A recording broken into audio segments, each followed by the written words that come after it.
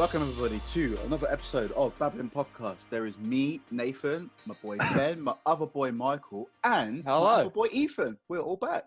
Yo, how are we all doing, boys? You good? I love the energy, man. I love the How energy. are you all doing? Yeah, everyone gets good energy, man. I'm in a good mood today, so I'm feeling totally good about this. Yeah, totally good. Yeah. Oh man, we all good? How are you all doing? Yeah, we're okay, thank you. Nice. yeah, not bad. I'm speaking to yeah.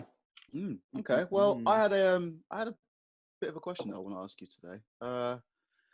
You might have seen recently that we got the Zack Snyder cut of Justice League, 2017's Justice League, that will be released at some point soon.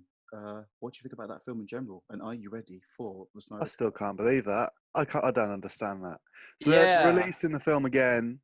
That was released 3 years ago, or 2 years ago and a bit, whatever you want to say. Yeah, Just with a different director's cut. Oh, so basically, Zack Snyder was making his original version, but because of a family tragedy, he had to pull out. That was upsetting. Yeah, which is a real shame. So Joss Whedon, is it Joss Whedon or Joss Whedon? Joss Whedon. He took over and made a different version that was completely different. Joss Whedon. And he made the new version, and everyone hated it. Me and Nathan saw it at cinemas. It sucked. It was a cute double date, yeah. It was a cute double date, but that was the only cute part about it. And so but yeah, the new one is coming out next year on HBO Max. For anyone who doesn't know, just to fill people in, what was it Zack Snyder went through? Because he had to pull out, Joss Whedon came in. I swear, his daughter committed suicide. Yeah. So Serious stuff. So he had to pull through. He had to pull out just to obviously go tend to his family. So Joss Whedon, who is known for Buffy the Vampire Slayer TV series, and as well as Avengers and Age of Ultron and other Marvel films. I don't know how old she was. A teenager. I think she was 16. Young, yeah. I think she was 16. Fuck, mate, that's awful. That is. What was the reason behind that then, or does no one know? No one knows. But the point is that that happened, so he had to come away, step away. Yeah, sorry, I'm going off on a tangent with it. But then. So I think I noticed a problem with Justice League when you watch the final product that we did get was that because it's two different directors, it's two very different directions, which is really off-putting. You can notice it's Zack Snyder's like really sort of gritty, gothic DC look that he was sort of known for, similar to what Batman v Superman in 2016 had, and just what DC Comics kind of go off anyway. But then you sort of notice the more light-hearted, kind of more upbeat, bouncy, very the Marvel humor. Kind of, yeah, like very much in there, yeah. I mean, it's similar, but it's more. Haven't they I can't remember the film that well, but like I just. It is really sort of typical of DC to do something like this rather than actually make a proper decent film, which they still, and I suppose they have done with Wonder Woman, I guess. I didn't mind Aquaman that much. But it really does just go to show the direction that DC's gone in. Going back to a film that's over 2 years old, doesn't matter what film it is, and just re-releasing it again, acting like it's a whole other thing, just because a different person's had a different bit of a twang to it. Or they're changing the villain from whatever that bloke was. Steppenwolf. To be honest, mate, he probably felt like he was cheating a bit. He thought, you know what, I actually wanted to make this film. It was my film.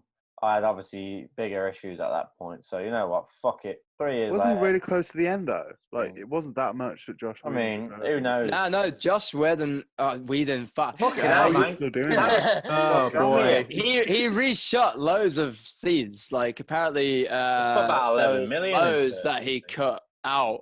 Because they basically, DC wanted a more Marvel feeling of a movie. Like, they wanted the jokes in there. They wanted that kind of like, they wanted audiences to feel like they're watching a Marvel movie rather than Zack Snyder's original execution, because Batman. Isn't that just changing the writer, though? Not really the director.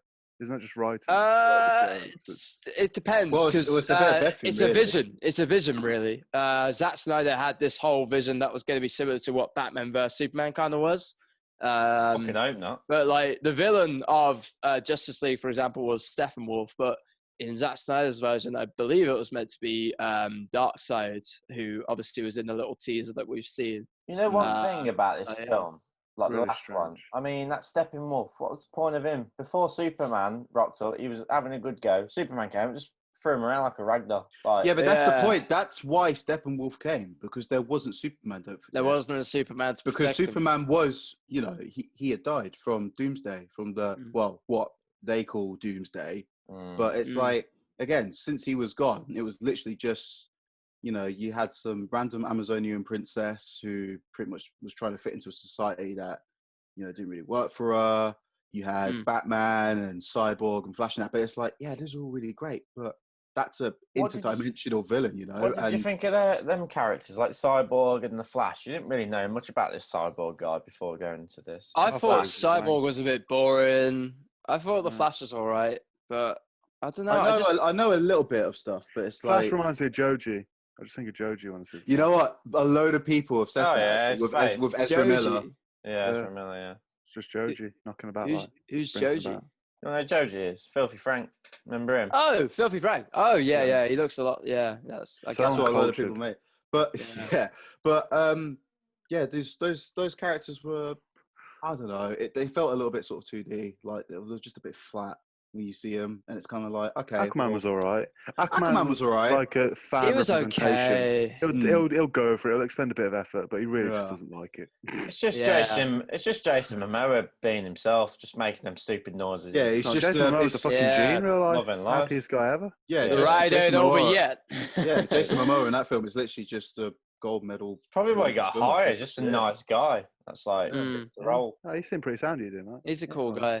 But the thing is that this is the thing. Like Marvel established the characters before, so you had a bit more of an idea when the Avengers was set up, like who everyone was. Because obviously, the only reason everyone already pretty much watched the Avengers when it first came out was because of Iron Man. Like the general audience were like, "Oh, Iron Man's in that movie. I'll watch it." Like you have more of a reason to. Like obviously, in fairness, in defense of DC films, though. They did start making them a bit later when obviously, and by the time DC films started picking up, you were already having, you know, Avengers was already on its second film. But whose fault's that? And but this is what I'm saying. Like they they ended up rushing the production to meet to that point because of course, failed miserably. Don't get why. Why rush? If you come 2016, because by that time you've already got, you know, Iron Man and Captain America have already had 3 films. You had 2 Avengers films, you had Civil War coming out that year, and you've got other heroes as well. And whereas with DC, obviously they were sort of trying to do the catch up, but they did it in such a way where it was one standalone film, one small crossover film with Batman and Wonder Woman. Then it was the big ensemble film. Like, the rest of the team was teased here and there, but it's like, it's their own fault for rushing it, but I don't necessarily blame them for rushing it. I mean, they should have taken their time, but I don't actually. I wouldn't say I'm like furious with them for rushing it. I actually don't blame them for rushing it, but at the same time, if they had taken their time with it, things would have been so much smoother. I mean, it doesn't take much thought to realise there's no need to try and catch up with Marvel. There is no idea of catching up.